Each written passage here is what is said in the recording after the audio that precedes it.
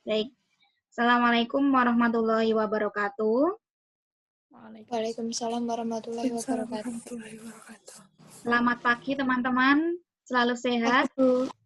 Walaupun cuma beberapa orang yang bisa hadir, tapi alhamdulillah kita bisa bertemu dalam ruang Zoom yang mana memang sudah menjadi tradisi perkuliahan kita pada masa pandemi ini gitu.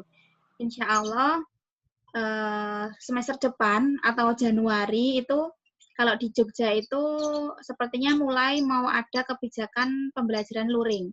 Nah, saya belum tahu bagaimana kebijakan yang ada di Politeknik Muhammadiyah Magelang gitu. Semoga kita bisa bertemu luring karena memang daring itu baik, akan tetapi ada sesuatu hal yang tidak bisa saya sampaikan gitu. Jadi ada sedikit miss dalam kaitan dengan pencapaian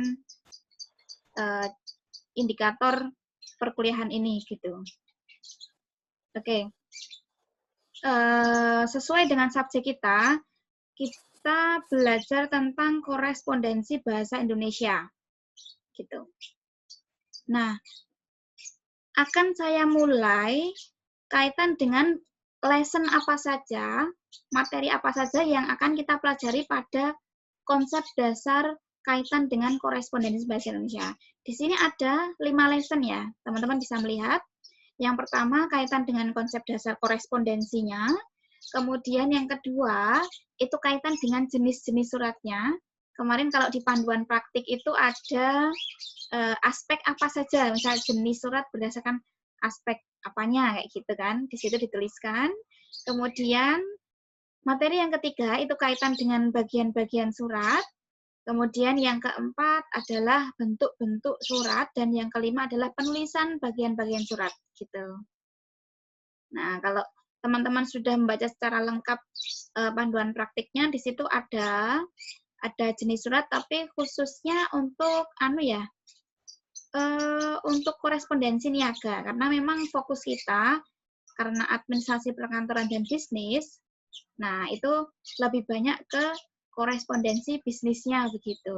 Akan tapi tidak menutup kemungkinan sesuai dengan yang saya sampaikan di outline besar kemarin ketika pertemuan pertama, itu bahwa di situ ada 2 surat yang akan kita pelajari di dalam mata kuliah ini, kaitan dengan korespondensi niaga atau bisnis, kemudian korespondensi di pemerintah begitu. Tapi nanti hanya beberapa saja yang sering teman-teman kerjakan sebagai tim teknis itu biasanya mengerjakan surat undangan, surat permohonan, surat apalagi surat pemberitahuan, surat perintah dan sebagainya.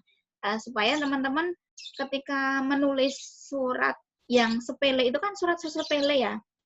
Saya itu melihat fenomena bahwa banyak sekali mahasiswa yang belum belajar kaitan dengan menulis surat. Itu kalau menulis surat permohonan misalnya, itu kan hal yang kecil, itu bahasanya masih kebolak-balik misalnya. Di situ banyak sekali pengulangan kalimat gitu.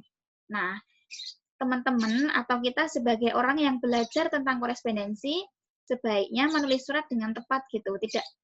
Tidak bertele-tele, kemudian bahasanya lugas, kemudian mudah dipahami, dan sebagainya gitu. Nanti kita akan belajar semacam itu.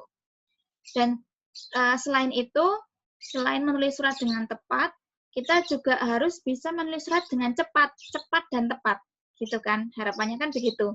Semua orang bisa menulis dengan tepat, tapi kan lama, misalnya revisi lama sekali. Akan tapi harapannya di sini mahasiswa administrasi perkantoran itu bisa membuat surat atau menciptakan surat itu dengan cepat dan juga tepat, tidak banyak kesalahan. Nah, kalau kaitan dengan tipografi kan sudah dihadapi dengan mengetik, kemarin kita sudah belajar keyboarding skill, mengetik 10 jari buta, itu kan untuk menghindari adanya kesalahan dalam menulis, gitu kan. Kalau jari kita itu sudah tahu alamatnya masing-masing, itu bisa menghindarkan atau bisa mengecilkan kemungkinan salah tulis, begitu. Nah, kemudian kita belajar bagaimana menulis suratnya. Oke. Oke, untuk lesson yang pertama, kita akan menjelaskan atau belajar kaitan dengan pengertian surat itu apa, kemudian fungsi surat itu bagaimana, kemudian kaitan dengan perkembangan korespondensi, dan juga kaitan dengan teknologi informasi dan juga komunikasi yang digunakan dalam dunia korespondensi ini. Oke, sampai sini ada pertanyaan? Belum, Bu. Belum ya? Belum. Ada yang masuk lagi nggak ya? Saya cek.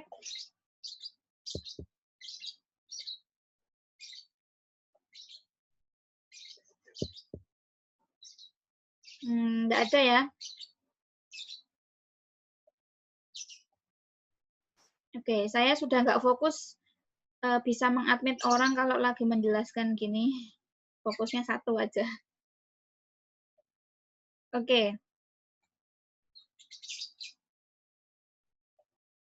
Baik. Selanjutnya, kita masuk ke pengertian surat. Nah, teman-teman kan sudah membaca ya. Membaca. Screen saya masih terlihat? Loh. Kok PPT-ku terlihatnya apa di situ? Masih pengertian surat. Oh, oke. Ini kok punya saya hilang. Oh ya, sudah. Mohon maaf, ini laptop saya kalau dicas agak lemot sedikit. Ya, kaitan dengan pengertian surat ini. Nah, teman-teman mungkin juga sudah membaca pengertian surat dimanapun. Dan kalian sudah tahu lah surat itu apa, begitu ya. Sebenarnya tidak perlu dijelaskan di sini. Nah, surat, kalau di sini tulisannya surat adalah suatu lembar kertas yang mana dia itu berisi informasi yang akan disampaikan dari satu pihak ke pihak yang lain, gitu. Dan surat menyurat merupakan kegiatan saling berkirim surat. Nah, korespondensi ini adalah surat menyurat itu. Kalau hanya surat aja yang kamu tulis ya belum surat menyurat gitu. Kalau sudah kamu kirim ke temanmu atau ke lembaga lain atau ke tempat lain sesuai dengan tujuan kamu menulis surat itu baru itu namanya kegiatan korespondensi gitu. Nah, kegiatan bahasa yang dilakukan dengan interaksi tulis sebagai alat komunikasi tertulis dirasakan semakin penting dalam kehidupan bermasyarakat ini. Oleh karena itu, banyak sekali yang memilih untuk menulis surat. Nah, kita akan lihat bagaimana fungsi ya, setelah pengertian tadi fungsi. Fungsinya di sini saya tulis ada 5 poin. Akan tetapi ini adalah hanya sebagian kecil fungsi surat. Teman-teman jika membaca di referensi lain banyak sekali fungsi suratnya dan yang di sini hanya saya tuliskan 5 poin. Yang pertama kaitan sebagai bukti tertulis, kemudian sebagai alat pengingat, kemudian sebagai bukti historis ya. Kalian pasti tahu surat kelahiranmu itu kan bukti historis. Nah, kemudian yang keempat kaitan dengan pedoman bertindak dan juga surat itu bisa digunakan sebagai jaminan keamanan. Kalau kamu ketilang di pinggir jalan, kamu nggak bawa SIM atau STNK, kemudian kamu kan diberi surat tilang ya. Nah, selanjutnya ketika ada pemeriksaan, kamu sudah tidak ditilang lagi. Karena posisi pada saat itu, dirimu sudah ditilang sebelumnya. Gitu. Nah, selain kelima fungsi ini, surat juga bisa merupakan duta atau wakil organisasi, yang mana dia hadir bersilaturahmi ke organisasi lainnya atau ke lawan korespondensinya itu. Ya kan? Kita menulis surat untuk pacarmu misalnya, atau untuk kalau kamu melamar pekerjaan kamu kan kirim surat. Nah, kemudian surat itu adalah wakil kamu. Wakil kamu hadir di sana yang menyampaikan informasi tentang dirimu, apa tujuanmu di situ. Nah, disitulah surat.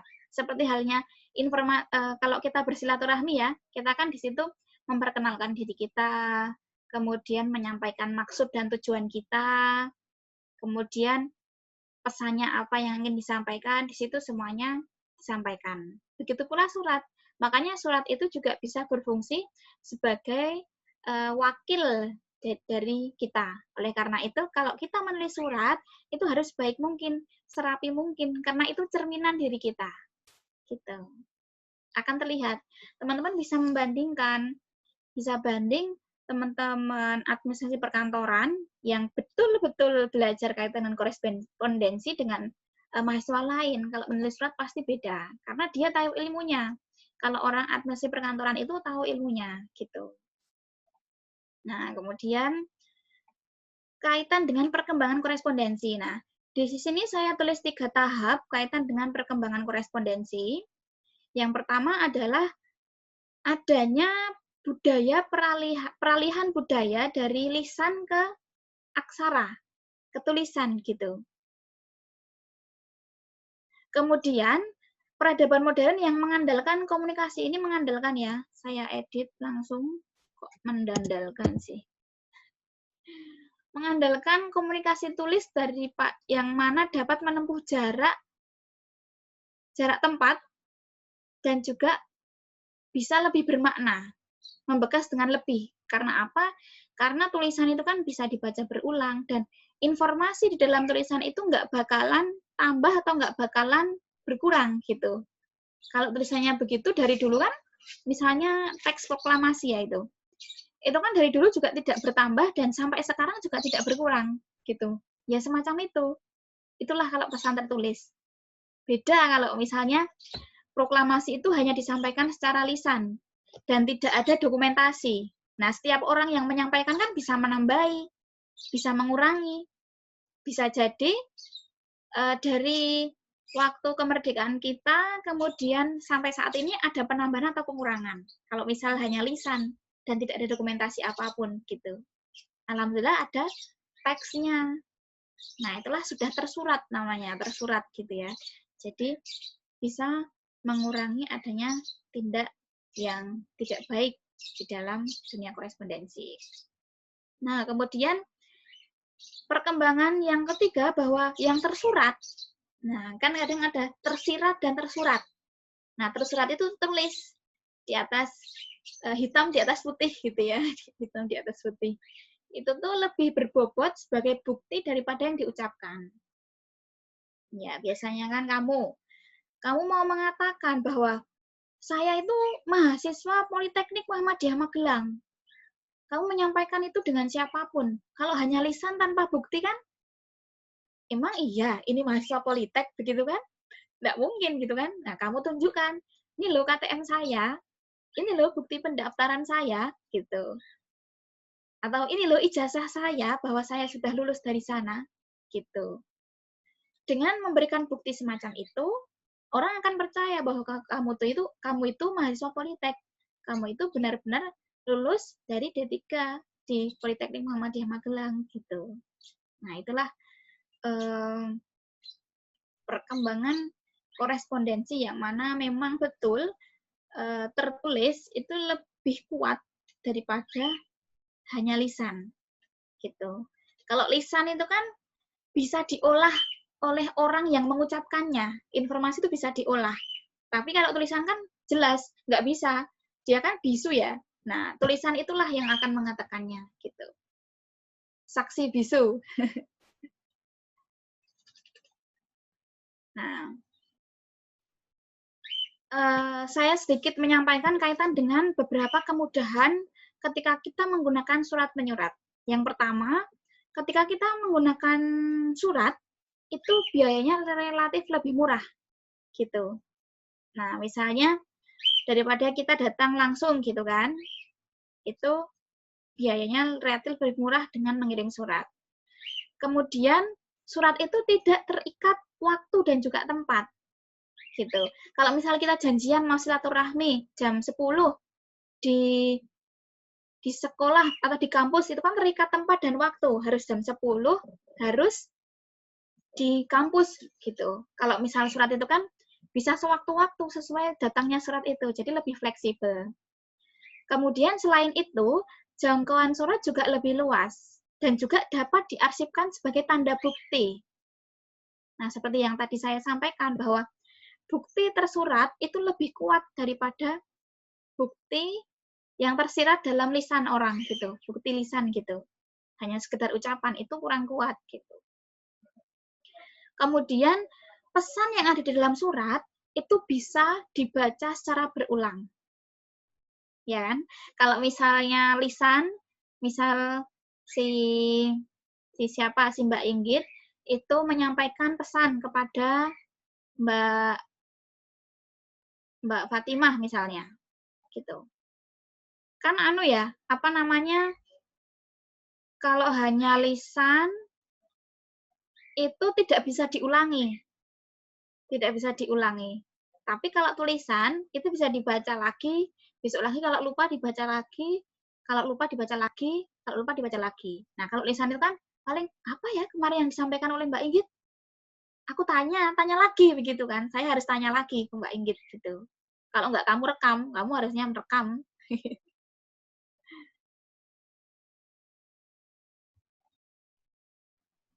Oke. Nah, kemudian sebentar saya tak ngecek.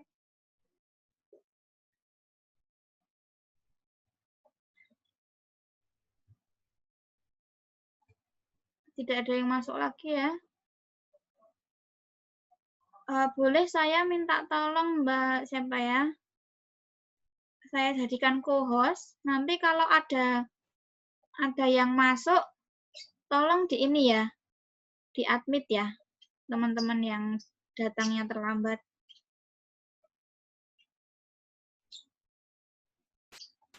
Oke, saya lanjut. Ya, Bu. Saya sampai mana ini tadi? Lupa.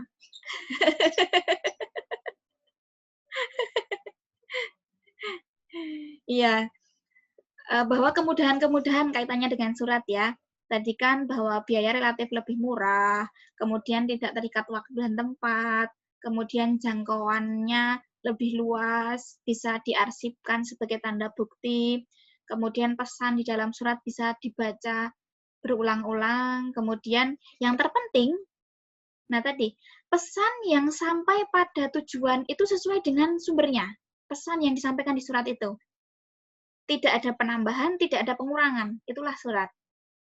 Ya wis, kalau hanya satu kalimat yang disampaikan dalam surat ya sampai akhir pun, sampai orang terakhir yang membaca pun tetap satu kalimat, tidak ada penambahan dan pengurangan.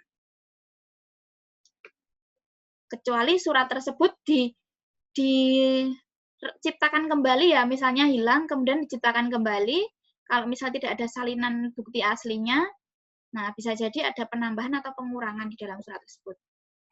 Gitu. Oke, kemudian, nah ini. TIK dalam korespondensi. Nah, ini yang sering kita lakukan sekarang bahwa kadang kita menulis surat melalui email, kemudian atau melalui Facebook, atau Instagram, DM-DM-an gitu ya, atau LinkedIn, atau media sosial lainnya. Kalau LinkedIn itu di Indonesia belum populer ya. Teman-teman yang paling populer, paling banyak penggunanya itu biasanya Facebook, kalau untuk sosial media atau apa? Kalau WhatsApp ya, WhatsApp, aplikasi WhatsApp itu juga populer di Indonesia. Kemudian email itu biasanya kalau untuk kegiatan bisnis dan sebagainya. Gitu. Itulah penggunaan atau kegiatan korespondensi yang bisa dilakukan melalui dunia maya gitu ya. Ada email, Facebook, Instagram, LinkedIn dan media sosial lainnya. Oke, sampai sini ada yang ditanyakan? Mbak Rahmi, Mbak Anissa, Mbak Mia, Mbak Nur Hanifah, Mbak Inggit. Udah ini aja ya yang masuk ya? Iya, Bu. 6. Ya tadi si Fatimah itu mana? Fatimah katanya tadi keluar terus mau masuk lagi kok nggak bisa gitu. Nah, suruh masuk lagi. Mungkin tadi nggak di-admit sama saya. Ya, Bu. Oke.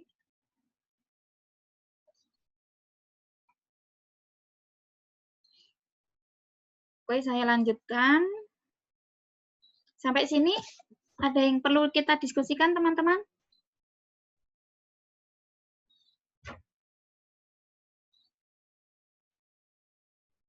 Pas?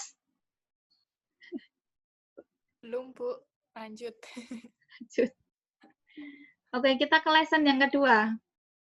Lesson yang kedua itu kaitan dengan tadi jenis-jenis surat. Nah, di sini yang akan saya jelaskan hanya ini yang akan saya sampaikan.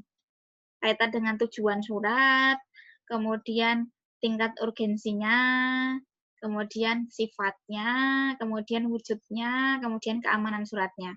Nah, kalau di dalam panduan praktik itu kan dijelaskan aspek ya, aspek. Nah, aspek itu misal aspek tujuan surat, kemudian aspek tingkat urgensinya, aspek sifatnya, kemudian aspek wujudnya, kemudian aspek keamanan surat.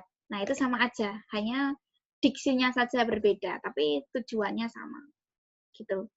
Di sini, nah berdasarkan tujuan surat, ini banyak sekali nih.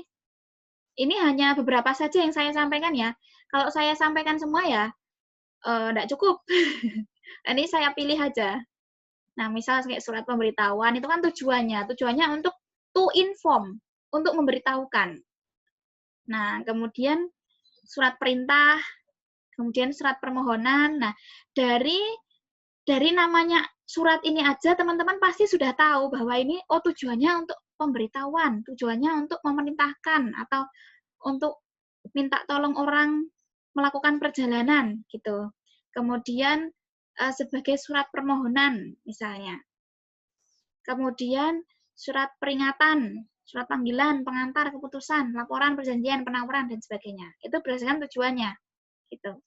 Ini hanya satu ini yang kaitan dengan korespondensi hanya penawaran niaga itu penawaran banyak sekali yang lain ketika kita melihat dari aspek tujuannya ya.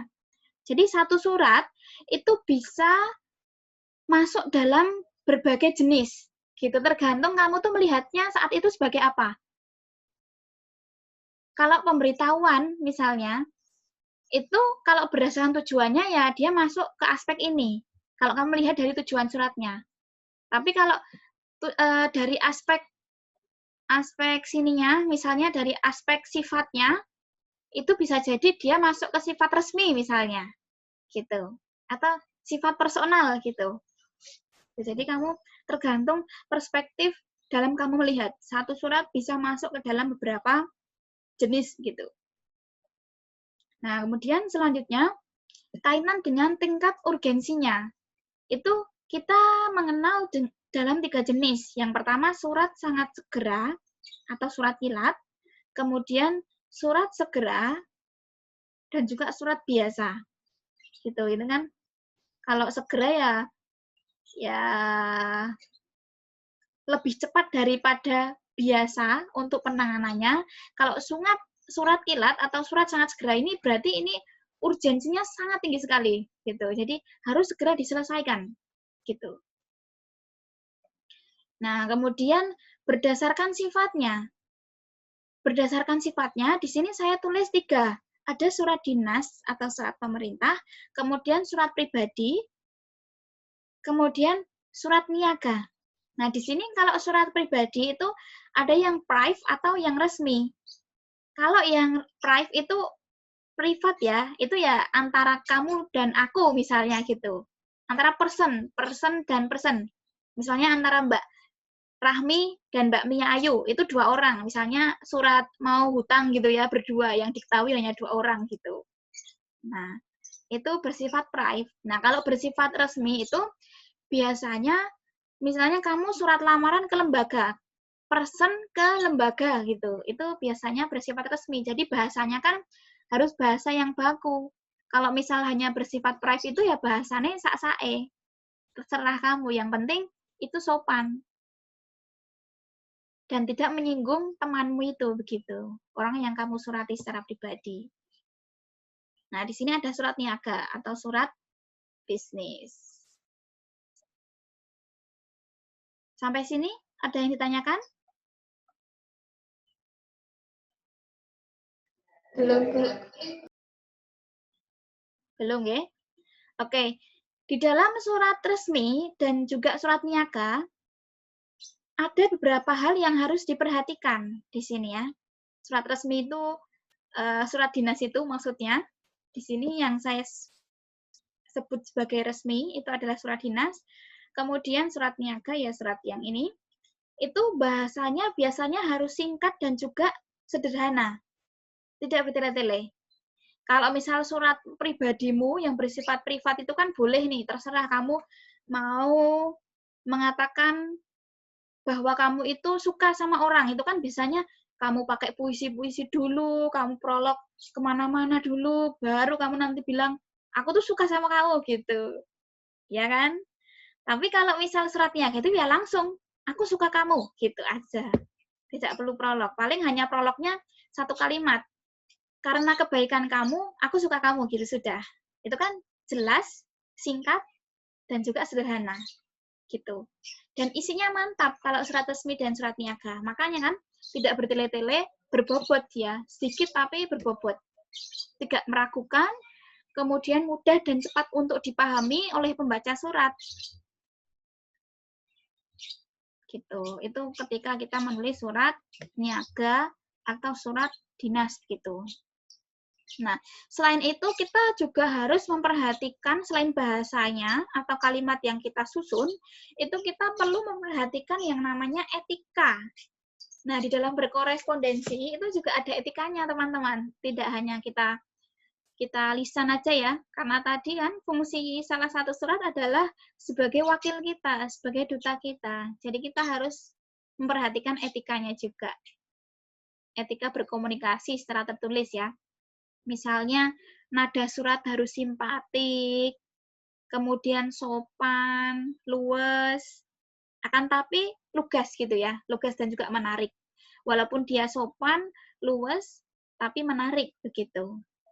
Nah, dengan demikian, teman-teman atau si penulis surat itu harusnya atau semestinya menghindari pemakaian kata yang kurang tepat, yang ambigu. Ambigu itu punya dua makna. Misalnya, ini sebenarnya apa sih maksudnya? Gitu kan. Menimbulkan pertanyaan oleh pembaca surat. Jadi sebelum kita mengirimkan surat, itu kita baca dulu. Atau kita minta tolong teman kita untuk membaca. Kamu kalau membaca suratku ini, paham enggak? Gitu maksudnya. Gitu, minta tolong orang lain untuk mengoreksinya, begitu. Ketika kita menggunakan bahasa yang lugas, luas, sopan, dan simpatik, itu akan menghindarkan ketersinggungan atau orang yang membaca surat itu tidak tersinggung gitu. Jadi enak aja kita merasa seperti sedang berhadapan dengan kamu gitu, dengan si penulis surat gitu. Oke, kemudian lanjut itu berdasarkan sifatnya. Ini berdasarkan wujud surat ini, simple ya. Surat bersampul, kartu pos, warkat pos, memorandum, telegram. Nah, teman-teman misalnya membuat surat yang hanya lembaran tanpa dilipat, terus kemudian langsung diberikan, itu kan surat terbuka namanya, tidak bersampul. Nah, kalau kamu taruh di dalam amplop atau map, itu sudah namanya bersampul. Nah, hanya beda dikit aja, ketika kita melihat berdasarkan wujudnya, sudah berbeda namanya, gitu. Jadi sangat simpel sekali, teman-teman, ketika kita belajar korespondensi itu tidak perlu dibuat beban. Kita belajarnya nyantai aja, santai tapi serius gitu ya. Tidak terus santai, terus sak-sae gitu, ya jangan. Gitu. Oke, kemudian berdasarkan keamanan surat. Ini ada 3 hal tadi, surat sangat rahasia, rahasia biasa. Gitu. Sampai sini ada yang ditanyakan?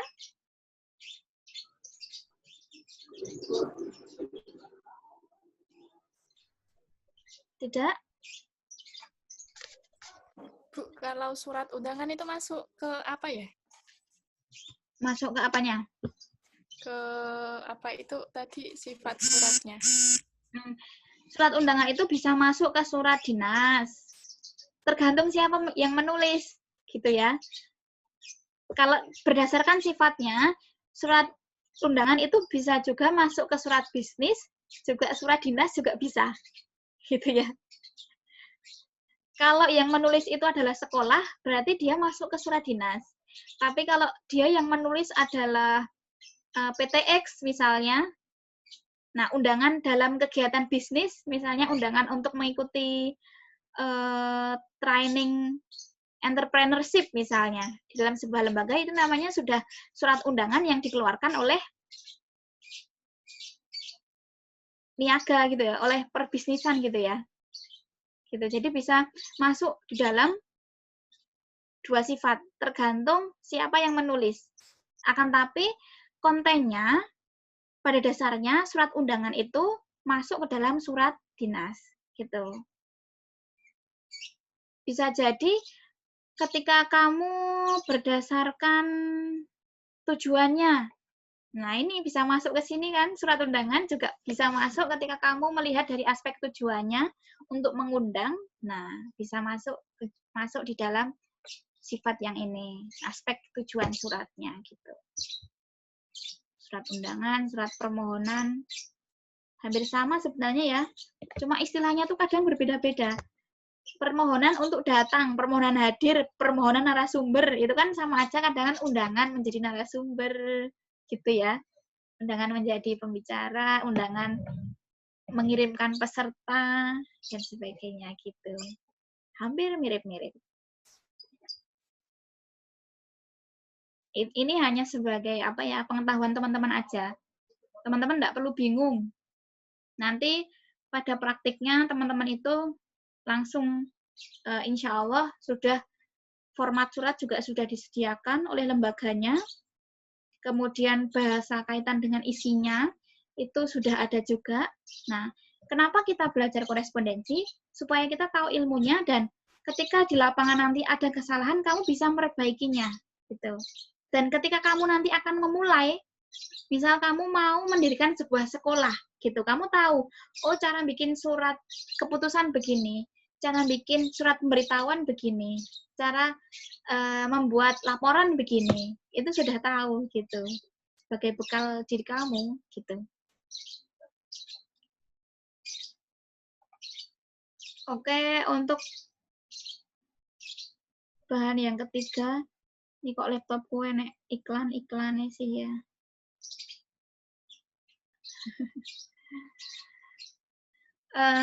Di materi yang ketiga itu kaitan dengan bagian-bagian surat.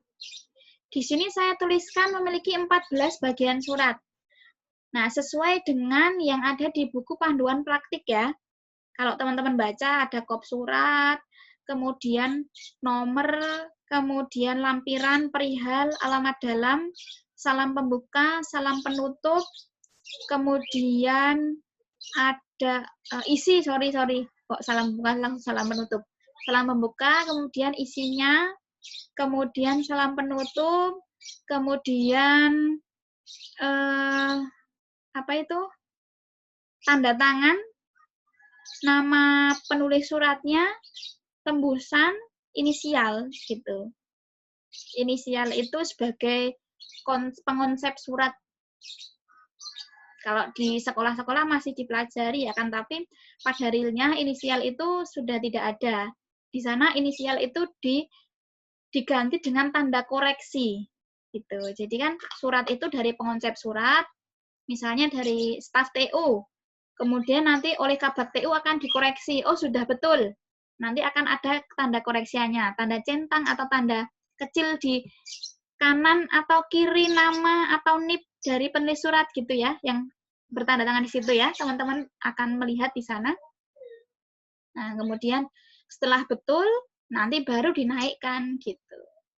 Nah, si pengesah surat atau orang yang namanya digunakan sebagai tanda tangan di surat tersebut, itu akan mengecek kebenaran surat, misalnya dia sedang tidak punya waktu untuk mengecek seluruh isi bagian surat. Nah, dia akan melihat apakah sudah ada tanda koreksi. Kalau sudah ada tanda koreksi, berarti surat itu sudah betul, gitu ya. Surat itu sudah betul. Kita tinggal tanda tangan aja. Kalau misal ada sesuatu hal, kita bisa menyampaikan atau ada kekeliruan setelah kita tanda tangan, kita bisa mencari siapa yang mengoreksi itu. Kan sudah tahu, oh ini Kabag TU yang mengoreksi, oh ini kepala bagian produksi, kepala bagian pemasaran yang mengoreksi. Gitu. Kita lebih cepat mengetahui adanya tanda koreksi itu ketika ada kesalahan.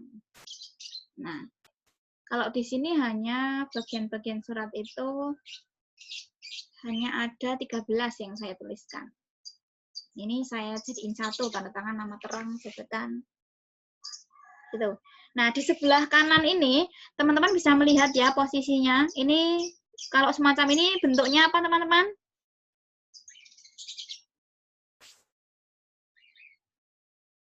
Sudah membaca tentang bentuk surat? Bu.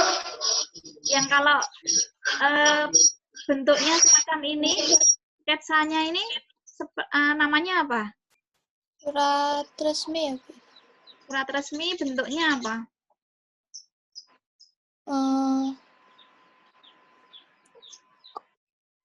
Bentuknya surat undangan.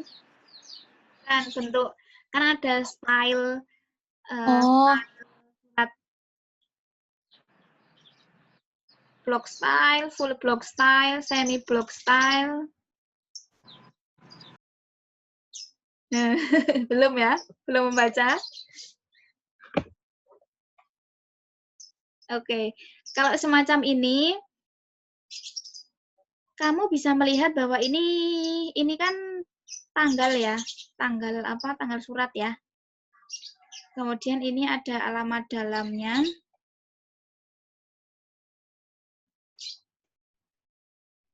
Di sini ada alamat dalam, kemudian salam pembuka, salam penutup.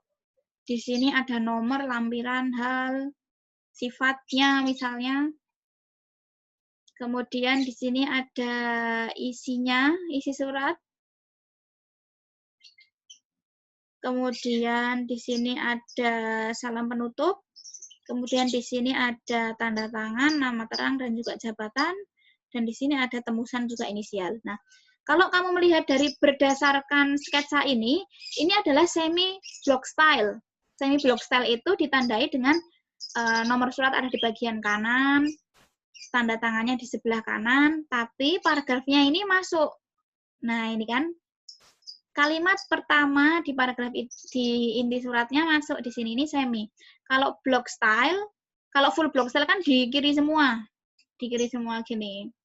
Kemudian kalau block style aja, ininya nomor suratnya ada di sebelah kanan, tanda tangan di sebelah kanan, tapi untuk body suratnya ini semua dimulai dari kiri gitu.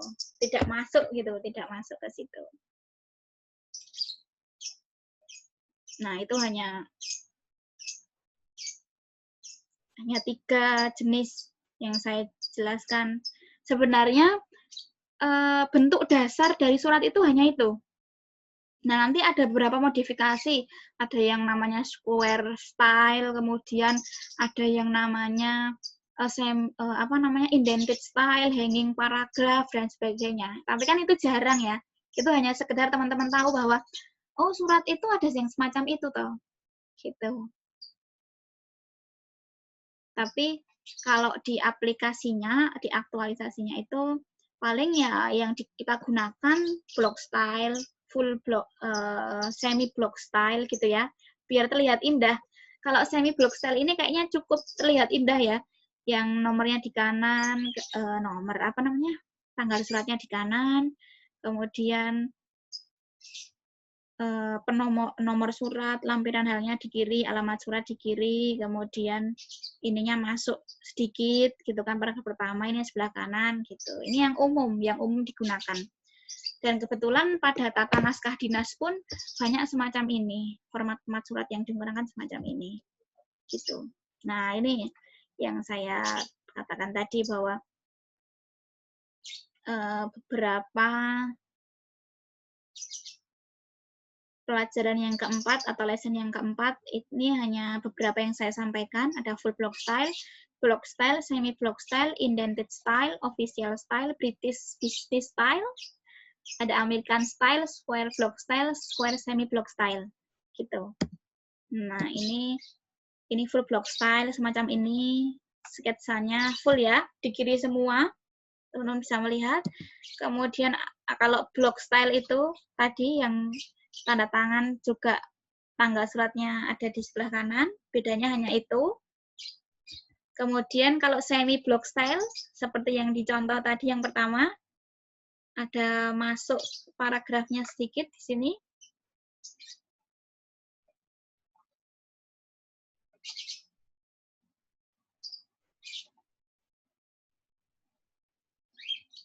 Kemudian ada indented style. Nah, ini bedanya dari semi hanya ininya saja. Alamat dalamnya ini masuk gini. Nah, itu kan seni ya. Kita menulis itu kan seni. Gitu. Kemudian kalau official style, nah itu semacam ini. Teman-teman akan melihat bahwa alamat dalamnya itu agak masuk. Gitu ya. Official style biasanya di instansi pemerintah masih menggunakan ini. Ada juga yang nomornya di sini, kemudian dari alamat dalam sampai isi surat sampai penutup itu sesuai dengan alinea si alamat dalam gitu. Misalnya sejajar di sini. Gitu ada juga. Kemudian ini new style, new official style gitu. Atau ini bisa melihat, membaca keterangannya. Surat yang dibuat dengan bentuk Indonesia Baru jika tidak menyertakan nomor, lampiran, dan perihal surat. Nah, semuanya ditulis mulai margin kiri. Kemudian British Business Style, ini bedanya hanya ada di sini. Kadang perihal surat ada yang ditaruh di tengah ya teman-teman. Kalian pernah membaca atau melihat mungkin surat itu perihalnya itu ada di tengah. Hal misalnya pengiriman AC misalnya itu ada di tengah. Gitu.